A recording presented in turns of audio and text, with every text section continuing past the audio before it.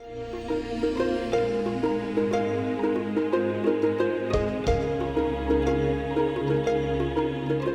one gyud na naka-catch na ko og attention katong roadmap. Ang roadmap sa mako is pag ana nako kadaghan magpula, kadaghag yellow. Asa man ang green ni ani. Green magud daw is katong perfect. It was difficult in the beginning kasi sa aming kultura hindi nila accepted yung mga anak sa health center kaya it's considered na parang nasa public sila. Sa una, wala pa na emphasize nga ma-educate kayo sila nga magpa-prenatal, mo ato sa health facility, marag ingon ana ang dagway nila.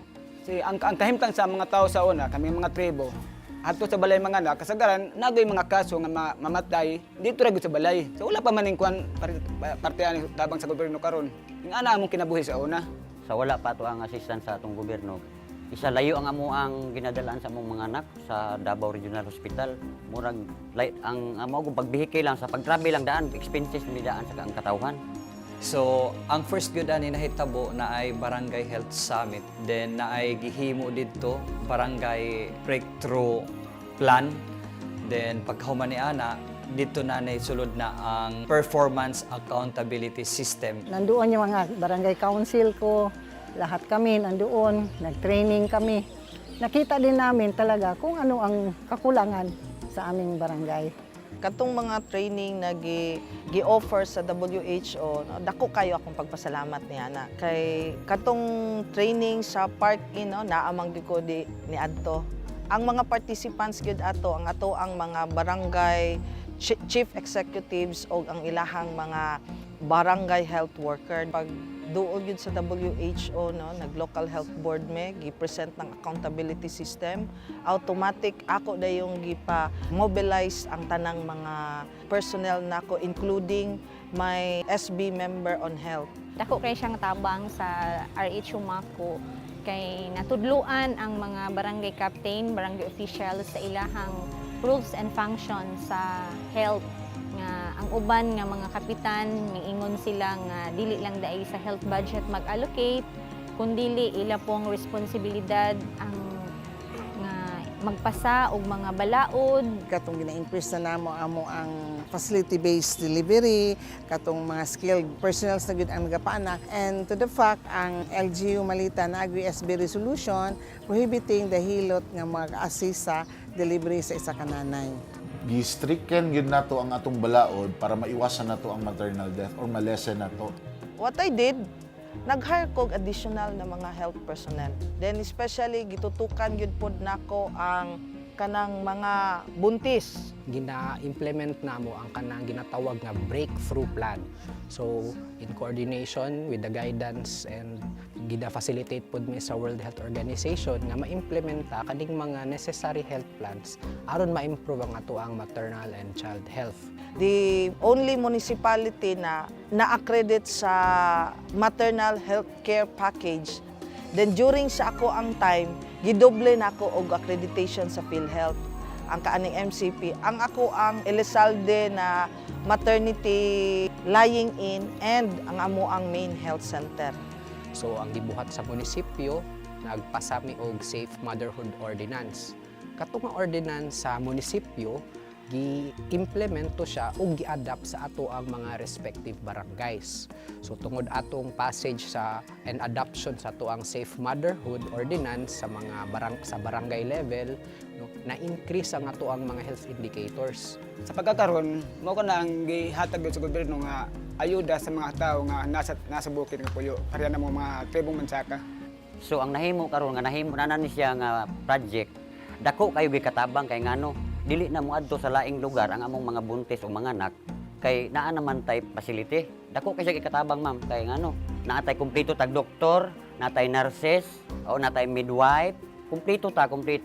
Napagitay emergency nga sakyanan.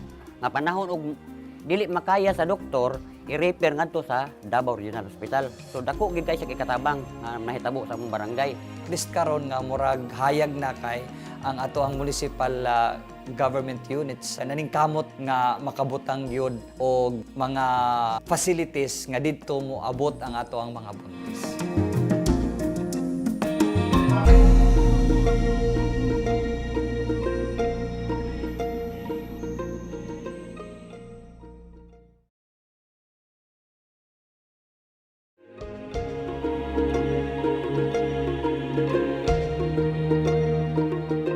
tungod kay IP community man ang Barangay Lamyawan, so sama sa naandan ang uban nga mga buntis, labi na katong lagyo nga mga sityos namo, mas prefer sila nga manganak sa ilahang balay. Sa una, sir, dili pa sila aware nga ang buntis dapat mag-prenatal. Kay murag wala na silang mga una-una inanak. Kay ang uban manggod nga buntis, layo nga na ako'y uban nga kulang pod kayo sa education, murag di kayo sila kasabot ba. We realize na yung kulang dito, yung paano i-convince yung mga nabubuntis na pumunta doon sa health center. Dito namugna ang amo ang paghimo og team. Mahimo nga ang tanang buntis matabangan mi sa mga official nga ma-quality prenatal care. Every month, mangatag sila sa akwa og report, black and white, para ma-evaluate ko kung unsang mga problema sa matag sityo. Dako gyud kaayo ang nahimo sa WHO pag IEC o pag edukar sa amo kay sa una wala pa mi nakahatag og serbisyo nga mag-saving ang buntis. Ito pong mga BHW, di-train po sila pag unsaon pag pregnancy tracking. So matrack na nila kung kinsay mga buntis o kinsay mga high risk. So naningkamot karon ang barangay government o kauban ng ato local government unit nga mahinay-hinay na pasabot sa mga tao nga kinahanglan kay naa naman tay health center, naa naman tay birthing facility sa ato ang munisipyo nga gina-encourage na gyud namo ang mga buntis nga didto na gyud sila mga anak kay para safe ang ilahang anak ug sila pud nga mga inahan. So involved atong mga tricycle driver, atong mga kagawad, mga puruks, no, involved sila kung naay, for example, buntis sa ilahang community, gina-refer na siya, gina-inform po sila kung kano sa sila mga anak. Kaming tanan pod mga BHW, mga barangay officials or mga teachers, naapaway mga parent leader, so nagkaiusa jud kung halimbawa na mga buntis nga naginahanglan og tabang, so andam pod ni mo tabang pod para sa ilaha. Tungod sa awareness nga among gipadangat sa mga tao bahin sa maternal health, ang community involved dili lang kay ang ginikanan sa nabuntis, ang magtiayon or ang exclusive sa ilang pamilya lang. So for example, na ay mga mabuntis din na ay mga emergencies, ang ilang mga silingan is aware kung asa dalahon ang nabuntis. Ang atong mga tricycle driver, kabalo sila asang emergency. Kabalo sila asa ang ato ang birth station kay sila gi-aware na to ang atong komunidad para mas madali ang pagtabang ug dili na ta mamoblema. Nag-create me og health team mo na ginatawag og BMCMT, Barangay Maternal Child Management Team. Mao na ang dako nga nakatabang nga wala gyoy mga inahan nga mamatay diri sa Barangay Buhangin kay ang tanan naglihok jud. Dok, pwede ba ko magpaanak sa amo ang balay kay train man ko nahilot? Dili na pwede. Pwede na kang mahimong partner namo. So dako kaayo ni siya nga tabang since naanay counterpart ang barangay with regards to logistics and services sa ato ang MNH. So nakita nako kung unsa ka kanang kalig-on ang ako ang programa sa panglawas tungod sa mga partners na atong gibuhat. Tungod sa suporta sa barangay, naanay regular consultation and visitation aron mahimo siyang accessible sa ato ang mga buntis. Nagkagamay na ang nanganak sa balay, tapos karon 0% namin nga nanganak sa balay. Asa mo ang tribo, okay na kaayo karon kay daka na tabang sa gobyerno. Ayun na gud sila. Parte ani mga BHW nagatabang na sila ug sa pay mga problema sa tribo, nakumon na din sa barangay. Ipangusgan sa mga komunidad pati na sa ato ang lungsod, ang resulta ana is wapo kaayo. Perte ang ato ang mga mama healthy, ang ato mga baby healthy. Tungod aning ato mga stakeholders, mutabang pod sila pagpasabot sa atong mga kaigsuonan ug sila pod usap pod sila nga naga-encourage nga katong mga traditional nga mga hilot o katong traditional nga pamaagi sa pagpanganak nga ato natong hinahinayan nga mawagtang kay ang ato ang safety sa inahan ug sa bata nga wala gyud mahitabo nga mamatay sila.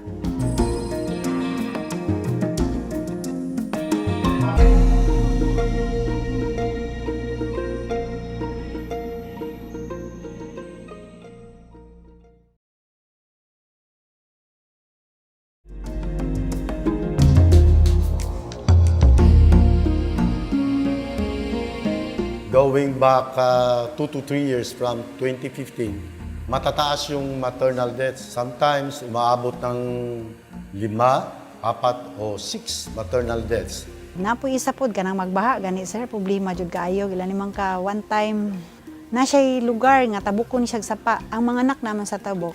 So kailangan man jud nimo siya tabukon sir. Wala jud kay buhat kundi baha man.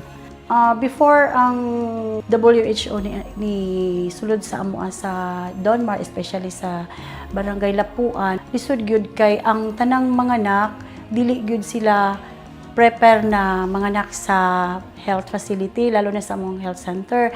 Marami ding facility namin na BHS, hindi siya safe birthing. Kaya hindi kahit na doon ipanganak yung mga bata, pero hindi naman safe birthing, hindi rin ma-accredit. Kasagaran manggong rason nga tungod sa kapobrehon, dili sila makaadto sa ato ang mga health centers or magpakita sa ato ang mga midwives and nurses. So kana siya ginabuhatan nato nagpaagi na atay buntis team kompleto na ay dentist, medtech ug doktor nga moanhi sa mga liblib ug mga remote areas. Motong pasalamat mi ni abot pud tong accreditation sa PhilHealth, sumuti nag-guide sa amoa nga mapadali ang amoang MCP. Karamihan sa mga midwives namin, hindi din trained, pati ang BHN. But fortunately, the last 3 years, marami nang na-train pati public health nurse. So naatay gihimo nga capability building sa atong mga barangay officials, sa atong mga BHWs, naghatag pud sila og training sa IMCI. Nami ginatawag nga pregnancy tracking tool. Kaniadto dili siya tracking tool ang tawag kundi active master listing lang mi. So niabot ang panahon nga ni sponsor ang WHO nga gi-guidean mi nga para mas mapadali among trabaho pag monitor sa buntis.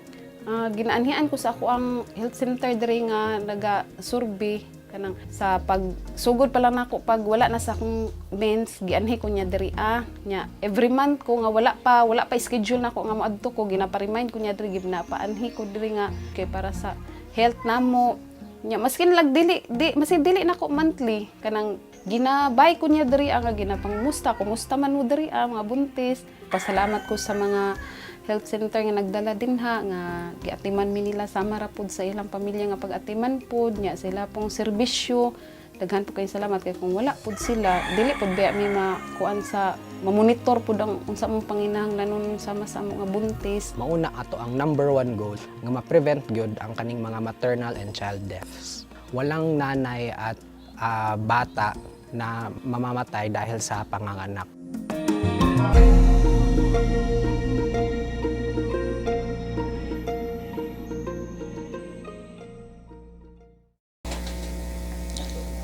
Good day, ma'am. I am Ramaiza Okalim. So,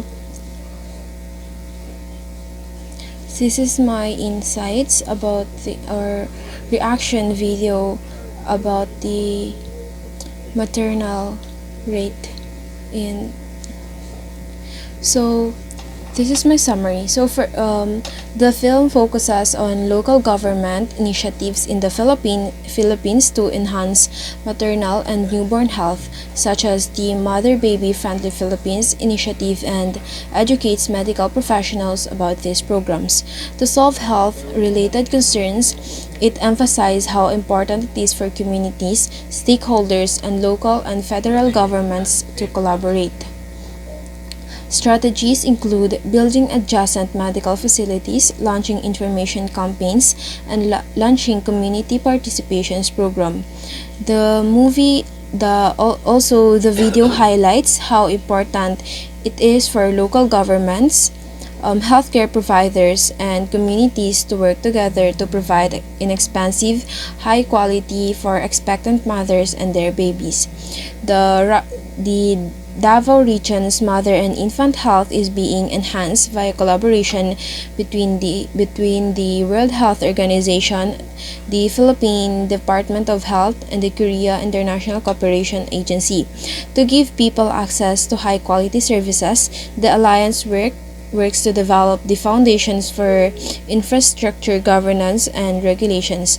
The collaboration's main objectives are to offer outreach and education initiatives, assist expectant mothers in obtaining maternity and newborn health services, and increase public knowledge and healthcare access. Lowering rates of maternal and newborn mortality can be achieved via improving service delivery, modernizing infrastructure, and training healthcare personnel.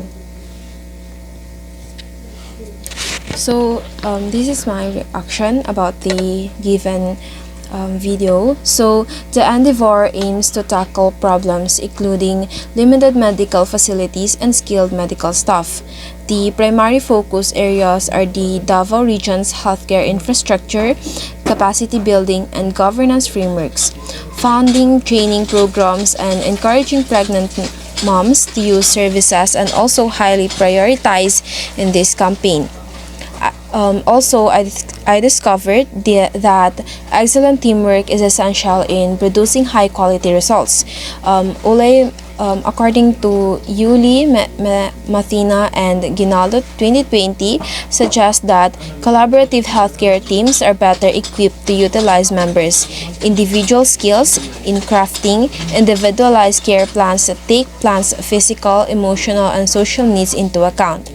The video underscores the need to collaborate to tackle issues concerning mother and newborn health in the Philippines. The Philippine Department of Health works with the World Health Organization and the Korea International Cooperation Agency to improve care for expectant mothers and newborns.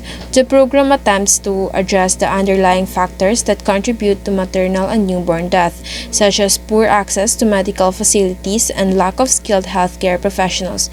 The project's main objectives are to improve healthcare infrastructure, boost service uptake, reinforce governance structure, and develop healthcare professionals' capacity. It also focuses in the Davao region. Achieving sustained change requires cooperation between local communities and foreign partners and government institutions. As a nursing student, education is one of the most important contribution in this kind of situation. It can help them educate themselves so that they can have the knowledge they need to be aware of what may happen if they don't know about the maternal care. Healthcare institution and community person will fight for laws and initiatives that will enhance the health of expectant mothers and their babies. To handle problems thoroughly, they will cooperate with other experts, governmental bodies, and neighborhood associations. Patient-centered care, cultural sensitivity, health promotion, developing human resources, quality enhancement, and resource advocacy will all be given top priority to improve healthcare services. They will take part in quality improvement programs, research projects, and audits to gauge the influence of initiatives on results and pinpoint areas in need of development. We also track and analyze the latter. So during education is important, especially in this kind of situation where most of the people don't have proper education in terms of maternal or the prenatal care. Education can help them so that they are aware of the possible matters that can lower, if they are aware, it can lower the risk of the mortality.